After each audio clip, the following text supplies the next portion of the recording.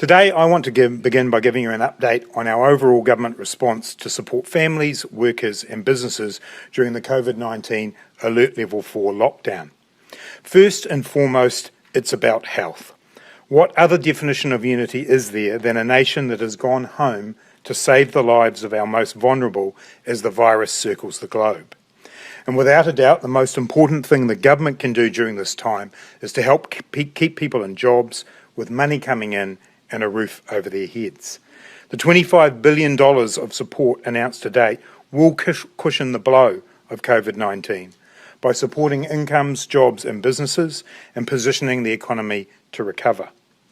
While other countries are spending billions over months and years as the pandemic found a foothold across their populations, we took action early with few cases, and we're going hard now, along with injecting money directly into our economy.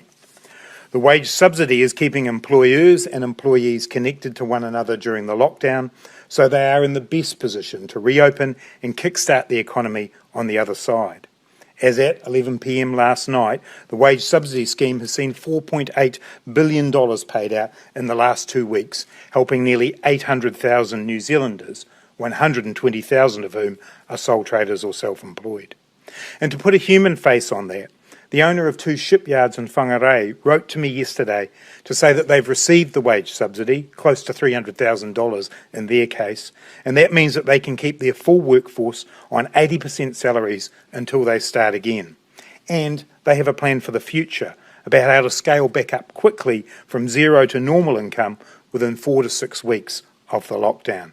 And now they are turning their attention to the Business Finance Guarantee Scheme, the government-backed loan scheme from their bank to cover their operating expenditure. And that's what our job is, to provide cover through this time. That cover also extends to supporting the 6-month deferred mortgage scheme for homeowners affected by the virus so that people don't lose their homes due to Covid-19.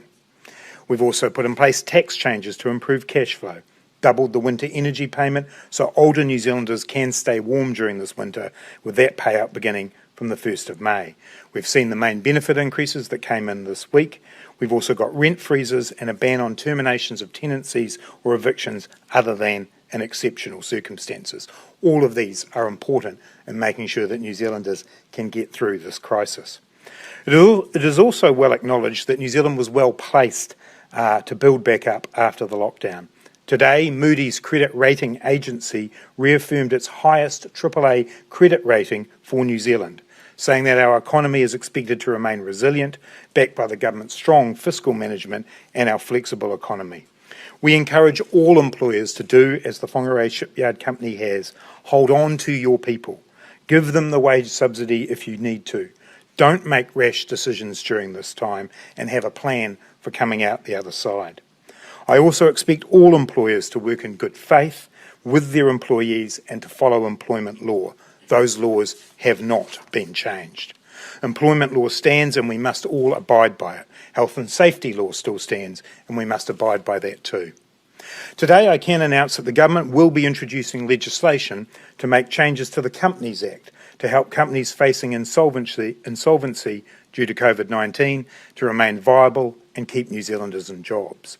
The temporary changes include giving directors of companies facing significant liquidity problems because of Covid-19 a safe harbour from insolvency duties under the Companies Act, enabling businesses affected by Covid-19 to place existing debts into hibernation on agreement of at least 50% of their creditors until they are able to start trading normally again, and allowing the use of electronic signatures where necessary due to Covid-19 restrictions, and extending deadlines for company meetings and annual returns. These measures support the government's work to cushion the economic impact for New Zealand and to support businesses and to protect jobs and incomes. They will also help increase certainty and provide practical assistance to business owners and directors, but they must not be seen as a workaround for the obligations that businesses have to creditors or the responsibilities of directors to act in good faith. We know that, whether real or perceived, the threat of a director being held personally liable for a company's solvency problems will likely make them inclined to advise closing down a business. A safe harbour will help them keep trading rather than prematurely closing up, which will minimise disruption to the economy as much as possible. The proposed move to place existing debts into hibernation will give businesses the space to talk to their creditors about prioritising paying some debts and deferring others for 6 months. The legislation to make these changes will be introduced to Parliament as soon as possible and will be retrospective to today. It is inevitable that some businesses are going to go into liquidation, but these measures provide an accessible and pragmatic means of helping some businesses to weather the storm in a way that does as little harm as possible to their creditors' interests. And again, I urge businesses to talk to creditors and banks and remind them about the government's wage subsidy scheme and business finance scheme. There are 49 new confirmed cases of COVID-19 and 20 new probable cases to report today. There have been no additional COVID-19 related deaths. So the overall number of new cases is 71, and the new total in New Zealand is 868 cases. There are now 103 reported cases that we can confirm have recovered. Today we have 13 people in hospital around the country, including one person in ICU. All those people are in a stable condition. From our lab testing numbers, we can report a 7-day rolling average of tests at just over 2,000 per day, and the total number of lab tests to date is 29,485, and a high of 3,446 tests were processed yesterday. We now have the capacity to do over 5,400 tests each day in New Zealand. For the cases that we have information on, there's still that strong link to overseas travel, although it's just dipped below 50%, it's at 49%, as well as 33% who have links to confirmed cases. So far, we have confirmed community transmission in just 1% of cases, but there is that 17% of cases that are still under investigation, and we would expect many of those to end up being confirmed as community transmission. An update on the clusters. We now have 10 significant clusters, that is more than 10 people who are infected from a single point source, and those are in Napier, Wellington, Hamilton, Auckland, Bluff, Matamata and Waitakere. The three biggest are the clusters in the Marist School in Auckland, that's 59, the Bluff cluster, which involves 53 people, and the Matamata cluster of 49 people. A quick update on community-based assessment centres. Those have been operating in some locations for the last couple of weeks, and we now have 62 in place around the country, as well as 45 designated practices or swabbing centres set up to handle testing for COVID-19. We've asked all DHBs to set up there and start running their CBACs, as they're called, from this weekend, so we know where demand is strongest, and also so that we can just test the processes that those CBACs are running well, and they've got the testing happening and getting the swabs through to the labs nice and efficiently. Just a little on recovered cases, and I was asked yesterday about the definition. Just to clarify our current definition. So I've had a look at this since yesterday's conference, and actually countries are taking slightly different approaches to this, not unexpectedly, given this is a novel disease. But those approaches are based on what is generally done for other similar communicable diseases.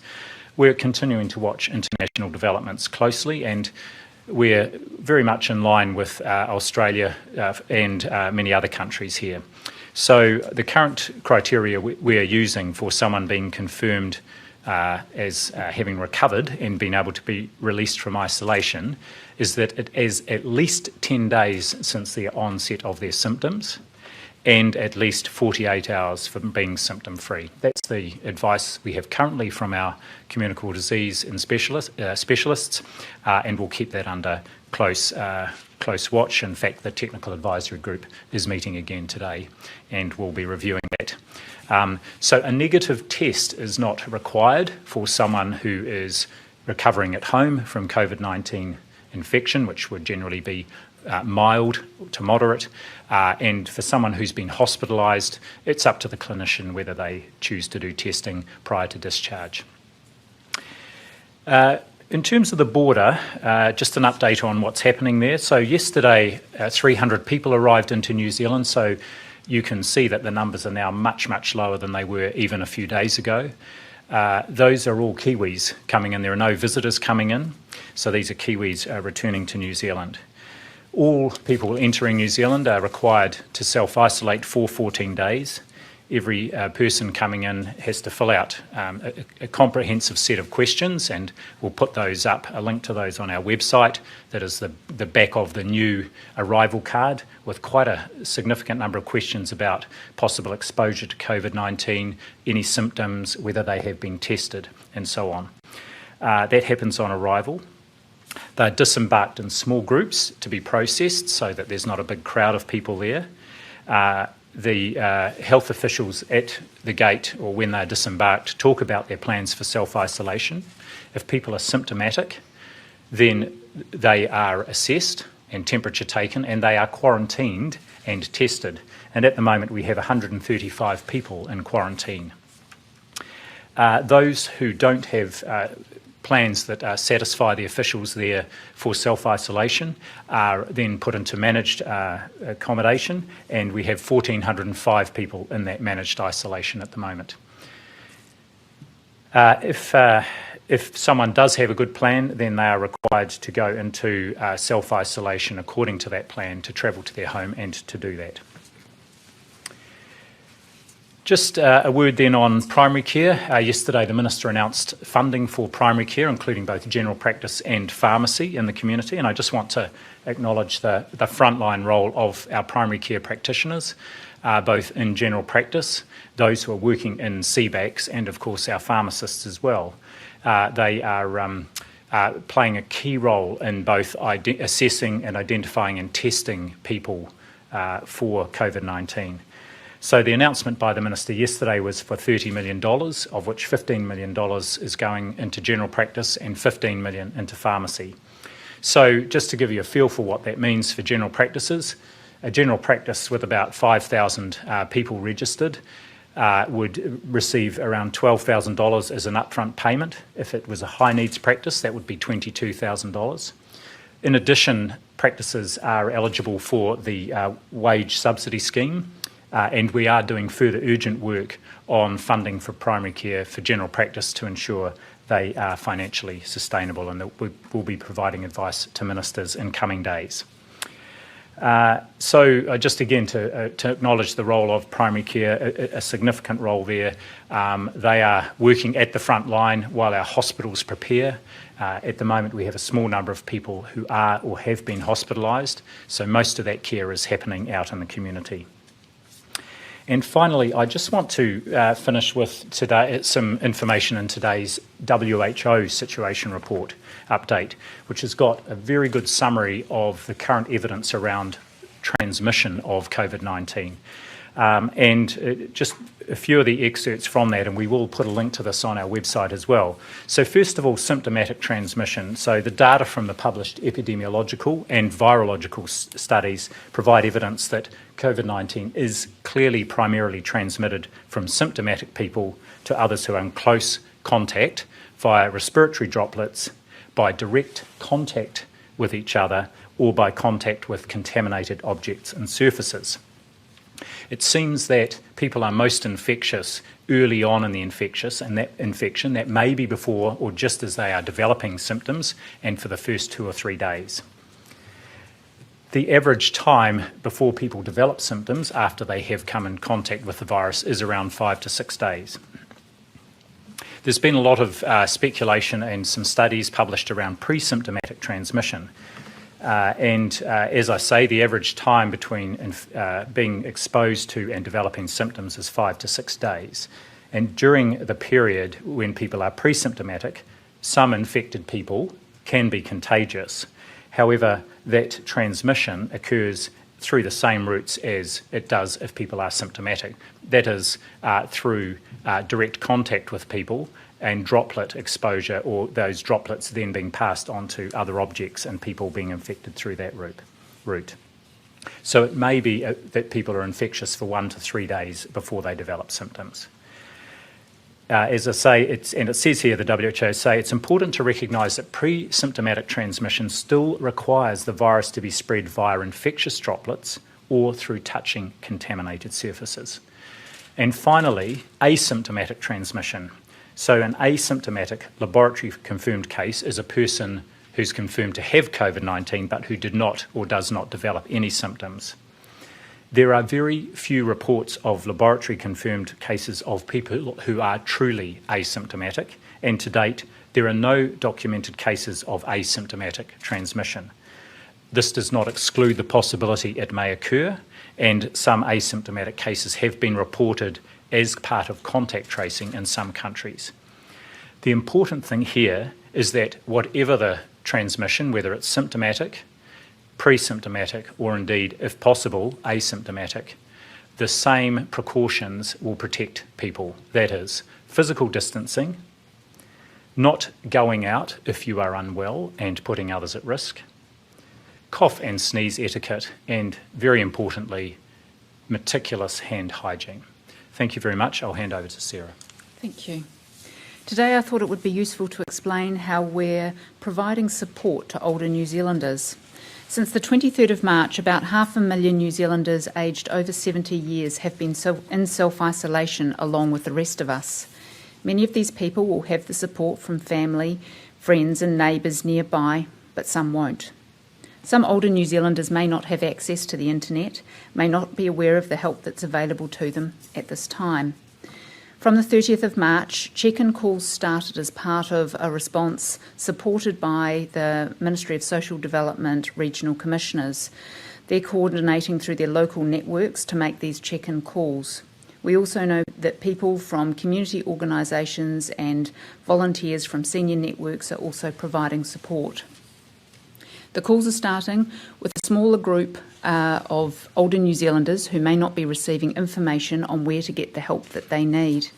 Many people contacted so far have reported that they appreciated the call, and that the large majority also reported that they already had all the support that they needed and were coping well. Referrals for service are being made, and in some cases where people have asked, follow-up calls are being scheduled. The network of calls to check in on people will widen to include other older people with high needs. Also, an email has been sent to 324,000 seniors, assuring them that their payments would continue as usual and ensuring they knew that their winter energy payment would be doubled for this year.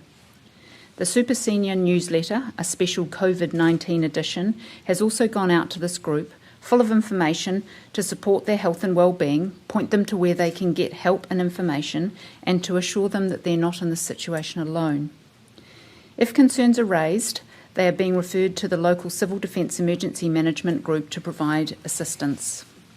I'd like to thank all our network partners for each playing their part in helping us look after some of our most vulnerable citizens, and also encourage people to look out for their older neighbours living next door, to check in with them, make sure that via phone or text messages to see if they're okay. I just want to talk about volunteering. We've received many offers of community assistance from volunteer groups right across the country, and I'd like to thank you so much for stepping forward and being so willing to help. A work stream has been established to provide national coordination and information. It will tap into existing groups and their processes and networks. More information will be available soon, but in the meantime, we just ask those who are willing to be able to stay at home and stay safe, and we'll come out with more information as soon as we can. The last item I'd like to cover is around the National Action Plan issued from the National Crisis Management Centre. These are standard documents produced in emergency responses that describe how response objectives will be achieved. These are not secret documents, and they are distributed widely across agencies involved in the response. There shouldn't be anything in this document that should surprise people. We've been open about what we're trying to achieve with the national response. The objectives and tasks in the action plan give effect to the COVID-19 Alert Level 4. They set out what our overall mission is, what our objectives are, and the high-level approach and tasks that will be undertaken to achieve those objectives. Having an action plan ensures that everyone involved with response is on the same page and is clear about what they need to do. The National Action Plan number 2 for the COVID-19 response also had attached to it the National Action Plan number 1 as a summary, was sent out on Wednesday. It focused on the Level 4 alert, replacing that number 1 version of the National Action Plan that outlined initial actions before the alert level was raised. The term eliminate in the document referred to the alert level 4, eliminate. This is a COVID-19 suppression strategy that aims to ensure that the health system capacity is not exceeded by preventing widespread outbreaks. The National Action Plan will be published on the COVID-19 website today. And finally, as we head into our second weekend in lockdown, I can't reiterate enough the importance of staying home to save lives. We're all in this together. Do get outdoors for some fresh air and exercise, but stay local. Travel should be restricted to those essential travel and for people to buy food or medical supplies. Thank you to everyone for everything you're doing to make sure that we're able to unite against COVID-19. There's concern with all the focus on COVID-19. People who are seriously ill with other conditions are leaving it too long before seeking medical help. General practitioners are doing most of their consultations online or over the phone to limit contact. Many made the move before we officially went into lockdown.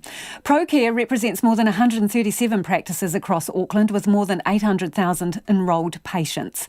Its clinical director, Dr. Alan Moffat, says people are putting off consulting a doctor. Well, that's a huge concern because we know from the number of people that are usually admitted to hospital, now fair enough, people are staying at home, they're isolating themselves, are less likely to get colds and bugs because of that, and not out there sort of mixing with germs, but equally, we're not seeing people presenting with the types of illnesses like heart attacks and so forth that we would be expecting. And ED in the hospitals have been very, very quiet. And so it tends to suggest that people are staying at home that are quite unwell. And when they do front up to ED, they've really been quite sick. They've left it too late. So we want to get the message out to say to people, general practice is open for business. Yes, it might be that you talk to somebody on the phone first and the GP will offer a telephone or a video-based consultation, but if you need to be seen, you can be seen, so please call your GP. So, some ailments will require an element of physical exam, so how are you working that? There's a number of different ways. If it's video, obviously you can get to observe somebody. You can still check their respiration rate, a number of things that you can do. Some people have equipment at home that we can use, people who have blood pressure monitors and so forth, so you can get pulse rates and things that way. But if people feel they need more information, actually 90% of what we do is really on history. A good history can really mostly sort out whether somebody is sick enough that they do need to come in and be seen, or whether it's safe to continue at home for a bit longer. But it is important for people to realise that if they're phoned up and being told, no, you don't need to come in, and they do get worse, they should ring back. Don't feel that, oh no, they're just going to tell me to stay at home. They must ring back and report about how those symptoms are going. So to make an appointment, do you ring up as normal? Yeah, so that's exactly right. We don't want people fronting up to the front door because obviously we want to screen patients and make sure that they're not at risk of carrying the virus, or indeed, those people that are very ill, we don't want them out and about at risk of getting the virus either. So ring and talk it through with, there'll normally be a nurse or a receptionist that answers the call, and then you can be put through to the GP as you would for a normal sort of consult. And they'll make a call on whether you need to come into the clinic or whether actually they can manage your condition safely over the phone. So for those, virtual consultations, do you still pay the normal fees? Mostly, yes. Most practices are charging the normal fee because it is actually taking just as much. In fact, in some ways it takes a little bit more time to get that history, and it's really important that it's done safely. So there's a degree of risk from the GP's point of view. And that's Dr. Alan Moffat. This is Covid-19 Pacific Update for Friday, the 3rd of April. There are now 156 Covid-19 cases in 7 Pacific locations. Guam has the highest number with 82 testing positive and 3 deaths, followed by French Polynesia with 37 and New Caledonia 18. The Northern Marianas has 6 cases including 1 death, and Rapa Nui or Easter Island has 5. Fiji has 7 confirmed cases and Papua New Guinea still just the 1, a foreign mine worker who's been returned to Australia. And in Fiji, the capital server goes into lockdown today after a hairdresser couple tested positive in a crowded settlement. It's likely they caught the virus from someone in their household who'd returned from India. He's currently in isolation. Prime Minister Vorenki Bainimarama says this is a serious development because the couple lived in close quarters with others and worked at different hairdressers in Suva. At 5 a.m. today, the city was closed off and nobody allowed in or out except for urgent medical reasons. Essential services such as supermarkets remain open.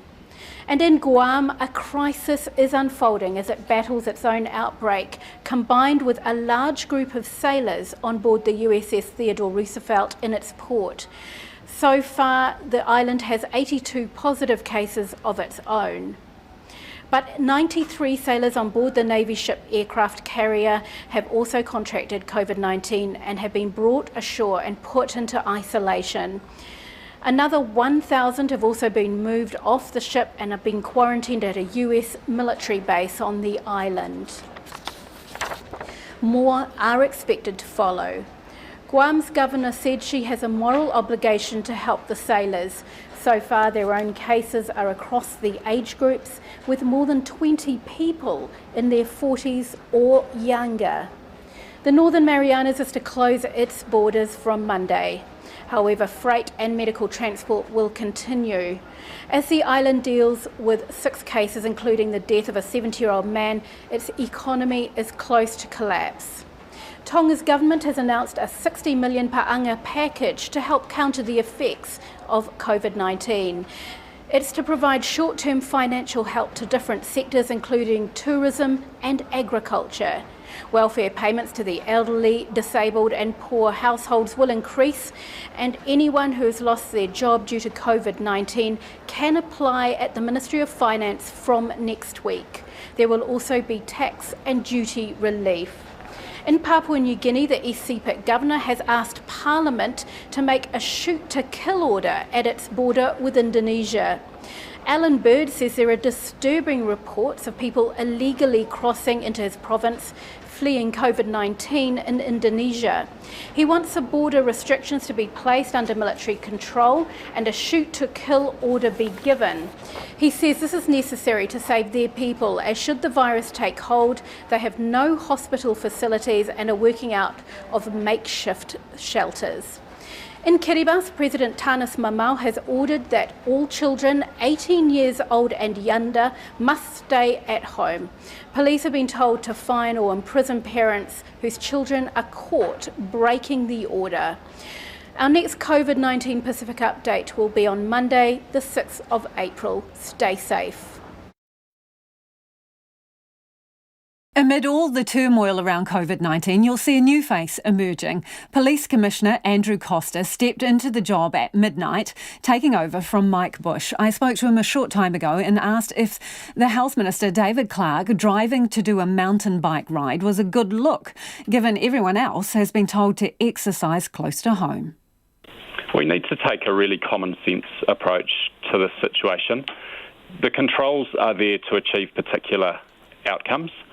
And I believe the vast majority of New Zealanders are doing the right thing because it's the right thing. Sometimes it's hard to be absolutely specific about all of the situations that might apply. And I believe the vast majority of people are getting that right. So we should encourage that, recognise that, and help anybody who maybe is unclear to do the right thing. So does David Clark need some help to understand what the right thing is here? Did he do the wrong thing? From what I have seen, Minister Clark has apologised, and I doubt he needs any further conversation about that. Okay, understand he has apologised, but I'm just wondering, because there's a lot of confusion about exercising and what you can and can't do. So can you be clear with us on this? Was that ideal behaviour? If a bunch of other people did that, would you be happy? It is very difficult to be prescriptive about all of the different scenarios that might play out. We allow people to undertake exercise because that actually is healthy for people, and this is hard. People are stuck in their homes and we're only in the first week, so we need to be sensible about this. We need to make it realistic and achievable for people to stick by the intent of these controls. We allow people to access essential services. My suggestion would be people need to exercise locally. If you think about the distance that you're travelling to access your essential services, that's probably a pretty reasonable rule of thumb for the kind of range for exercise. But we can't define for every situation what it should be. And the policing approach to this is reflecting that we police by consent. We need most people to think that the police approach is legitimate, so we need to do this respectfully. We're trying to have a calm, confident, compassionate presence that encourages people to do the right thing.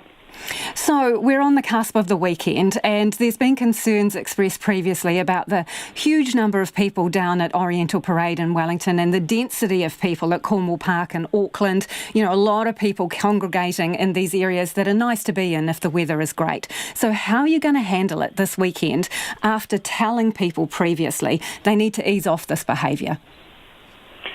We need to be clear about what the guidelines say, and I'd encourage people, if they're unclear, to go to the government's COVID-19 website.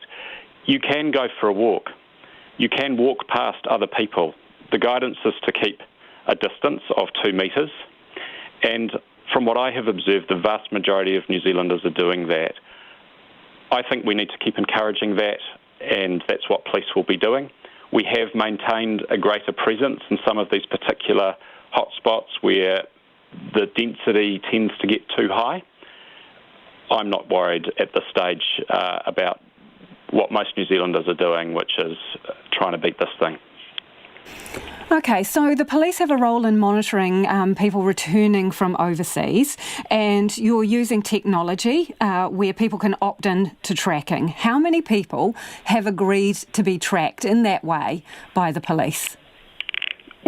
So the mechanism here is that we can send a text message to people on their phones, and they can choose whether or not to reply to that text message to confirm their location.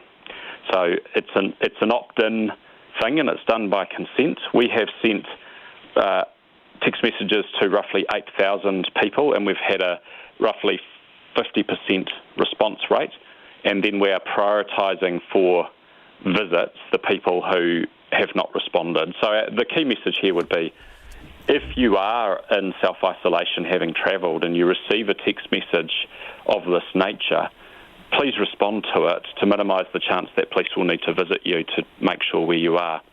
We are also doing follow-up phone checks with people, and that's enabling us to encourage them to do the right thing, and then where that doesn't work, we'll go and do a visit. So to be clear, it's a simple text message back, or does it allow you to see where their phone is? It does allow us to see where their phone is. I can't explain all the technical detail of that, but what I can say is they receive a text message, and when they respond to that, with their location services on their phone, it confirms via the reply what their physical location is. The location of their phone. So how long will you continue to use that mechanism then? Is that it, that one response, or do you keep watching them for the next 14 days? So we're able to trigger those text messages at random times, and we are obviously also still able and will do visits to check on people and their location. So we need to be clear here. Again, the vast majority of people who have travelled and are in self-isolation are doing the right thing. We need to recognise this will only work if the whole population understands the criticality of following the guidelines that are in place and doing it. We simply cannot be in every home and on every footpath, but what we can do is check and then use what we're learning from those checks to communicate back to people, and that's how we'll keep New Zealand safe. I think the vast majority of people have understood why this is so important, and they are doing it. And I appreciate there are some who aren't, and that's where we'll focus our effort. Our cover story tonight is about the man leading the global fight against the coronavirus, or the man who should be leading this fight, Tedros Adhanom Ghebreyesus. He's the Director General of the World Health Organization. Dr. Ghebreyesus has the most important job in the world right now. His agency is in charge of the global response to the coronavirus pandemic. Ideally, it should be the WHO's response that should dominate the news. But it's Dr. Ghebreyesus who is in the headlines, and that too for all the wrong reasons. The Wuhan coronavirus is now a pandemic. It did not have to be. Almost 1 million people have been infected by it. The number could have been much smaller. The virus could have been stopped had China taken timely action instead of orchestrating a cover-up. China failed to contain the Wuhan virus. The world is paying the price for it now. Where does the WHO Director General come in the picture? He had a role which he did not fulfill. And now there is a big question mark over his credibility. Since the beginning of this outbreak, he has defended China. Not just defended, he even praised China. Is he blind to China's follies? Or is he turning a blind eye to China's actions? The whole world can see China's lapses, but the man who heads the World Health Organization says this in China's defense. During my visit to Beijing last week, I was so impressed in my meeting with President Xi at his detailed knowledge of the outbreak and for his personal leadership, but also at his commitment from the words he told me I will share with you. We will take serious measures at the epicenter, at the source, in order to protect our people and also to prevent the spread of the virus to other countries. Impressed, he says, by the personal leadership and commitment of the Chinese leader. And he said this in February. And with each such statement, his credibility and that of his organization takes a beating. The WHO is now being called the Wuhan Health Organization. I'm sure they're aware of how they're being slammed the world over, and yet they do not course correct. Do you wonder why? Why is the WHO so helpless? Why is Tedros Adhanom Ghebreyesus towing China's line? We dug into his past to look for the answers, and we stumbled on a very interesting story. Listen to this. Dr. Ghebreyesus, the man on your screen, comes from Ethiopia. His election as the WHO chief was unprecedented for two reasons. A, he was the first African to be appointed Director General, and B, he was the first non-doctor candidate to get this post. He's called Dr. Ghebreyesus, but he does not have a degree in medicine. He has a PhD in community health. So how did he become the WHO Director General? His appointment, in fact, any DG's appointment, is made through an election. And Dr. Ghebreyesus ran a successful campaign to get this job. He had powerful backers, no prizes for guessing who. The Chinese were backing him from the very beginning, and this is a matter of record. Dr. Ghebreyesus' campaign had China's support. Beijing voted in his favor. They even helped him whip the votes. And this is just one part of his link. The second part relates to his previous job. Dr. Ghebreyesus was the health minister of Ethiopia. His record was controversial. Many cited it as the reason why he should not be the chief of the WHO, but China prevailed. So what did he do wrong? Covered an epidemic. Would you believe it? Under him, the Ethiopian Health Ministry was accused of hiding suspected cases of cholera. He's done this in the past. The third part of our story features the First Lady of China. Her name is Peng Liyuan. She is President Xi Jinping's wife and a WHO Goodwill Ambassador. It's a post that she's held for many years. She was appointed under the previous Director General, but she has been working with the current one. We cannot prove how this influences his decision, but we can prove the proximity. Dr. Ghebreyesus has also served as the Foreign Minister of Ethiopia. For more than a decade now, Ethiopia's economy has been largely dependent on China. Between the years 2006 and 2015, China and Chinese entities have loaned more than $13 billion to Ethiopia. Dr. Ghebreyesus served as foreign minister from 2012 to 2016. Join the dots. And we're not done. Soon after taking office at the WHO, Dr. Ghebreyesus took a controversial decision. He proposed the name of Zimbabwe's dictator Robert Mugabe to become a WHO Goodwill Ambassador. Why is this curious? Because Robert Mugabe was China's man, financed and armed by the Chinese in the 1970s and supported for decades. The proposal to make him a WHO Goodwill Ambassador was met with outrage. Dr. Ghebreyesus had to drop the idea. And now once again, he's in the news for hiding an outbreak and making outrageous statements. Is this payback for China's support in 2017?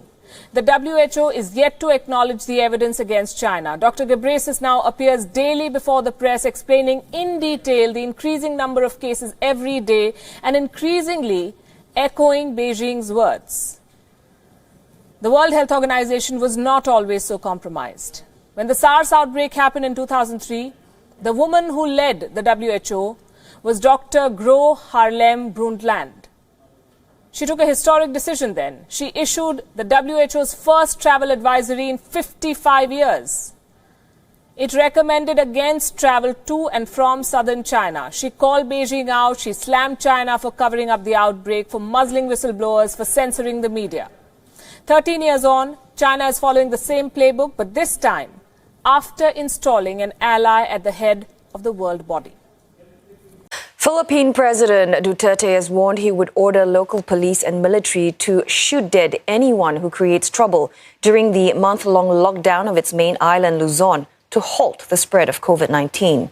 Mr. Duterte's statement comes hours after dozens in Quezon City staged a protest demanding food aid they say that they've not received.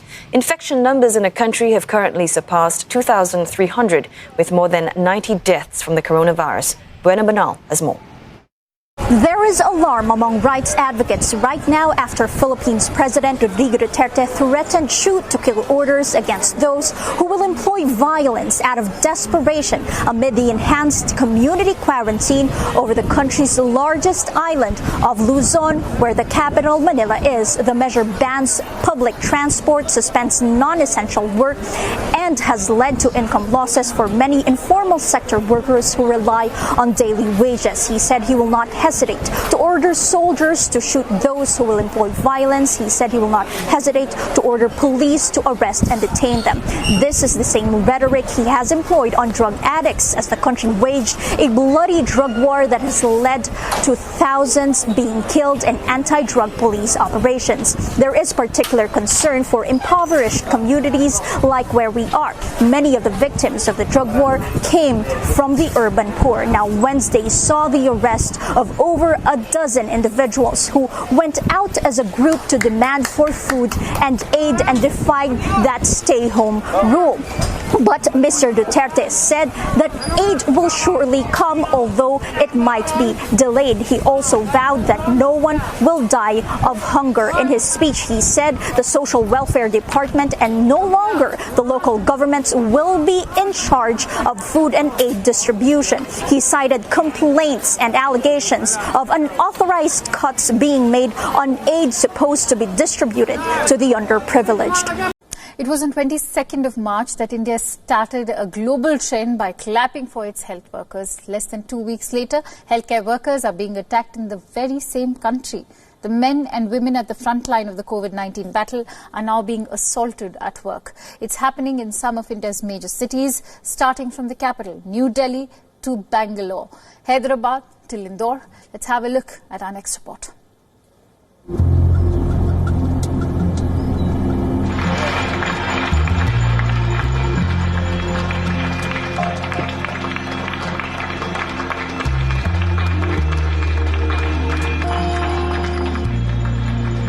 From cheers for India's healthcare workers to this.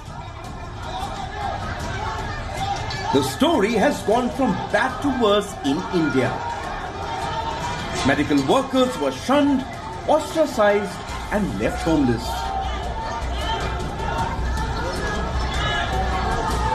Now they are being beaten. These men and women on the front line of the COVID-19 battle are living their worst nightmares. The Wuhan coronavirus is killing some of them at work. Others are falling prey to toxicity back home.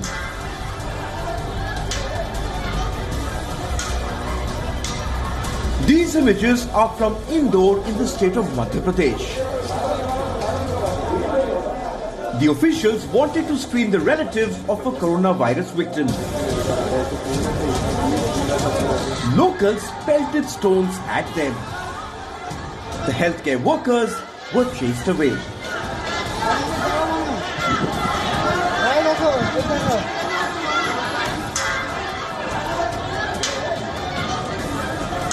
In Hyderabad, 2 COVID-19 patients assaulted a junior doctor. The incident took place in an isolation ward. The patients attacked the medic after one of their relatives succumbed to the coronavirus. What was the doctor's fault? Nothing. This health worker was manhandled in neighboring Karnataka. She was going door to door, spreading awareness about the coronavirus. But some Bengaluru residents attacked her and snatched her bag and mobile phone. The health worker says she has never faced such harassment in her entire career. In Delhi, some Tablighi Jamaat attendees misbehaved with doctors. Authorities say the attendees spat at the doctors attending to them at a quarantine facility. Across India, medical staff are being attacked for doing their jobs. They are being assaulted for risking their lives for others. This is India. Nearly 2,000 COVID-19 cases and counting. As India fights the coronavirus, there are some fighting the ones who can save us from it. Where is our sanity? And while we focus on the impact here at home, the death toll in the UK is sadly rising sharply. So let's bring in ABC's Maggie Rulli in London. Maggie, it was a horrific day, particularly in Spain and France today.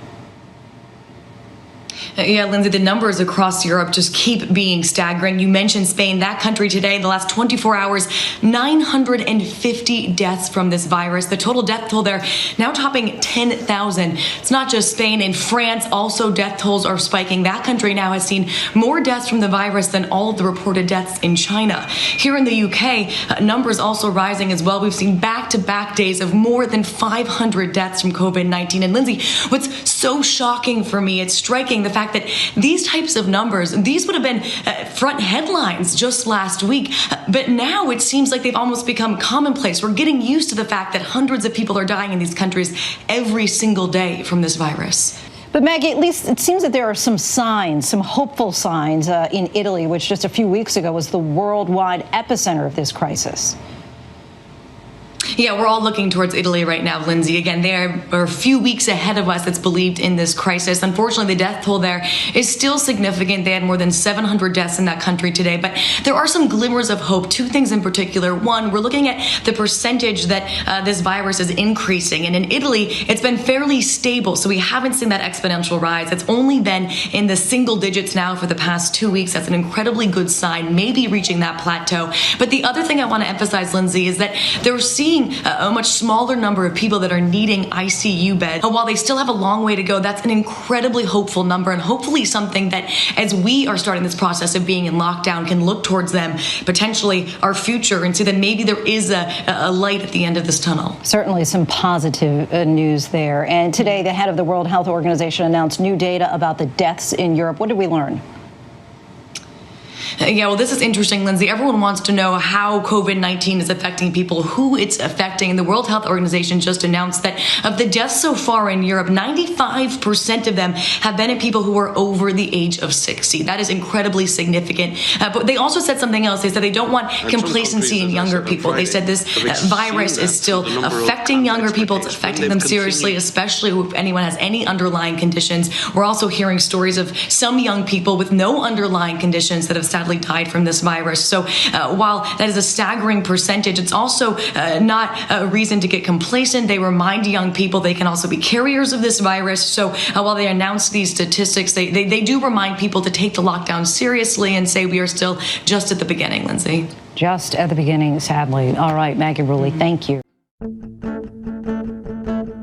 Over the span of 2,000 years, we have been given a collection of 66 books written by 40 people in various cultures, time periods, and languages. Today we call this collection the Holy Bible. Upon investigation, we find that these 66 books combine to form a message to humanity from a being outside of space and time by writing history before it happens. The Bible predicted the advent of the New Age movement and the New World Order thousands of years ago.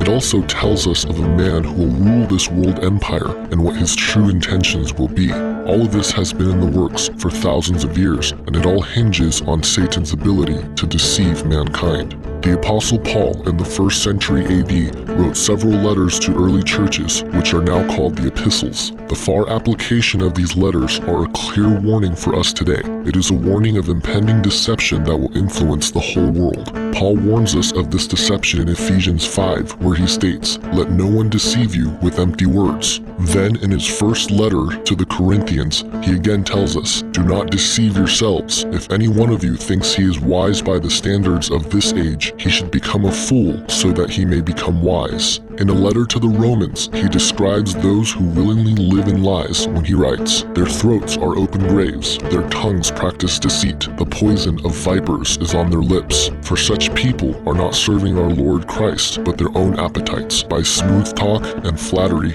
they deceive the minds of naive people." In a letter to Timothy, Paul clearly describes the world we see today when he writes, "The Spirit clearly says that in later times some will abandon the faith and follow deceiving spirits in things taught by demons." In the second letter to the Thessalonians, Paul describes the New World Order and the Antichrist when he wrote, "Don't let anyone deceive you in any way, for that day will not come until the rebellion occurs and the man of lawlessness is revealed, the man doomed to destruction. Don't you remember that when I was with you, I used to tell you these things, and now you know what is holding him back, so that he may be revealed at the proper time. For the secret power of lawlessness is already at work, but the one who now holds it back will continue to do so till he is taken out of the way. And then the lawless one will be revealed, whom the Lord Jesus will overthrow with the breath of his mouth and destroy by the splendor of his coming. The coming of the lawless one will be in accordance with the work of Satan, displayed in all kinds of counterfeit miracles, signs, and wonders, and in every sort of evil that deceives those who are perishing. They are perishing because they refused to love the truth and so be saved. For this reason, God sends them a powerful delusion so that they will believe the lie, and so that all will be condemned who have not believed the truth, but have delighted in wickedness."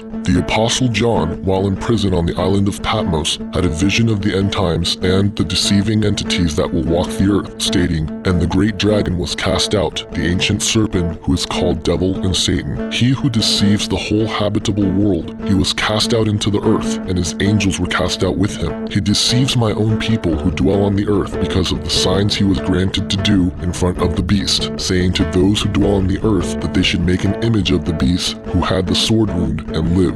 Jesus Christ himself gave his discourse of the end times when he stated clear warnings of the signs of the end. "Watch out that no one deceives you, for many will come in my name, claiming I am the Christ, and will deceive many. You will hear of wars and rumors of wars, but see to it that you are not alarmed. Such things must happen, but the end is still to come. Nations will rise against nation, and kingdom against kingdom. There will be famines and earthquakes in various places. All these are the beginning of the birth pains. Then you will will be handed over to be persecuted and put to death, and you will be hated by all nations because of me. At that time, many will turn away from the faith and will betray and hate each other, and many false prophets will appear and deceive many people. Because of the increase of wickedness, the love of most will grow cold, for then there will be great distress, unequaled from the beginning of the world until now, and never to be equaled again. If those days had not been cut short, no one would survive, but for the sake of the elect, those days will be shortened. At that time, if anyone says to you, "Look, here is the Christ," or "There he is," do not believe it, for false Christs and false prophets will appear and perform great signs and miracles to deceive even the elect, if that were possible. See, I have told you ahead of time. Jesus Christ died for the sins of all mankind. That means he died for the New Agers, the Freemasons, those in the Illuminati, the world elite, the Luciferians, the Satanists, and even me and you. God himself, taking on humanity, has given mankind a free gift of salvation and of true spiritual freedom. Now we all have a choice. We can live in darkness, allowing evil to enter our lives and unwillingly support the work of Satan and his fallen angels. Or we can let Jesus into our hearts and be spiritually saved forever. There are no prerequisites, rituals, or tests for accepting this gift of salvation. All one needs to do is ask honestly for Jesus to come into their heart. Remember these truths. God loves you, God cares about you, God wants nothing more than to know you personally and save you. Sin separates people from each other and God. Jesus died for your sins and rose again. You can receive Jesus now and know God's love right at this very moment. I pray for you all and hope the truth will indeed set you free. Thanks for your time.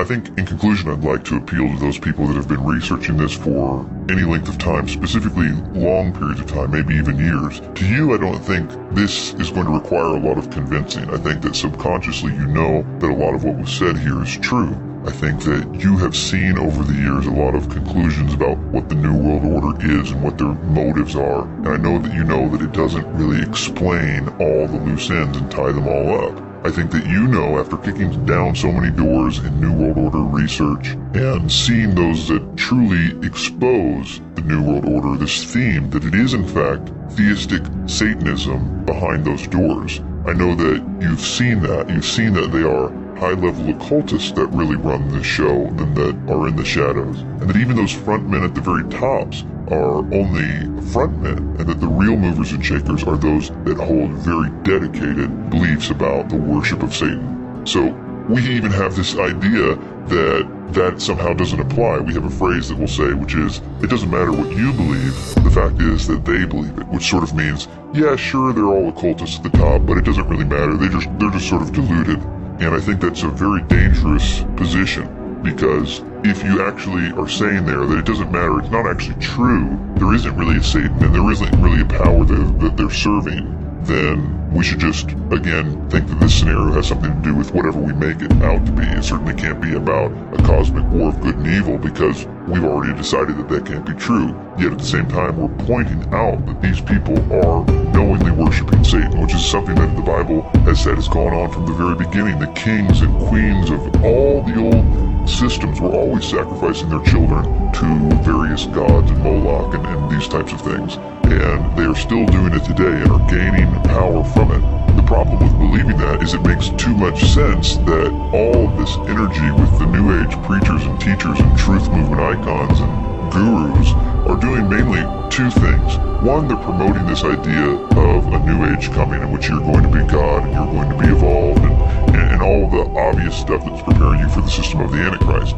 And the other part of that is they're telling you that Jesus isn't good, you shouldn't pay attention to him, or at least they're trying to misdirect you, tell him he's just this other guy, he's not really who the Bible says he is, or they're trying to discredit the Bible. There's only two things that these guys are doing. They're telling you and preparing you for the new system that you're going to think is your utopia, and then they're telling you to not pay any attention to the man that the Bible said would crush the one that these people at the top are worshiping. Does anybody see a problem with that? That we've been told what to think about the Bible and Jesus Christ by Satanists. The problem here is that what we've been told and what we've been prepared to believe is all what we would choose to believe. It's all very seductive. They're telling you that you can be as God. They're telling you that there is no real accountability for your actions, that anything that you want to do is good and normal and should be praised. These ideas are very difficult to resist. Truth really is irrelevant at that point because we will fight to defend those ideas regardless of if they are true or not. And that's why there's so many conflicting quote-unquote truths in the New Age and in the truth movement. You know, that's why the first thing that you're taught in the truth movement is that truth is relative. Oh, it doesn't matter, your truth is just as good as my truth. And we'll fight to defend this completely erroneous idea. I've got news for you. It doesn't matter what way the universe operates. The fact is that it does operate one particular way, cause and effect in a closed system. We are dealing with absolute truth. Maybe yours, maybe mine, but it is absolute and it is one. We should be concerned about looking for the truth. And I suggest to all you researchers out there that you already have enough evidence to know that Jesus Christ is who he says that he is. You owe it to yourself to figure out more about him the way the Bible says that he is. Not the way that the New World Order says that he is, but the way the Bible says that he is. The Bible has been continually discredited. You're told not to listen to it. You're told not to pay attention to it. They do everything under the sun to keep you from it. They always have. So why don't you just realize that and take the time and figure out who is Jesus according to the Bible?